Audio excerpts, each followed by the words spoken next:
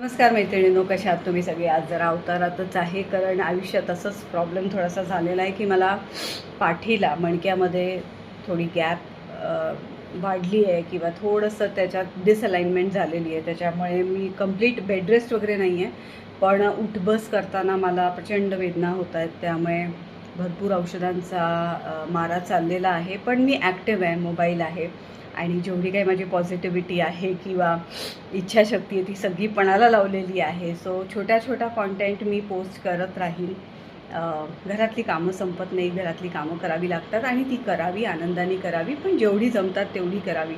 So मी पण त्याच प्रोसेसमध्ये आहे. म्हटलं तुम्हाला एकदा सांगावं. कम्युनिटी पोस्टमध्ये मी टाकलेलं आहे, पण मला असं वाटतं खूप जणांनी ते बघितलं नाही आहे. सो रिकव्हरी मोडवर आहे आणि जेव्हा आपलं शरीर म्हणतं की मी थकलो आहे, मला आरामाची गरज आहे, तेव्हा ते ऐकायला पाहिजे असं मला वाटतं.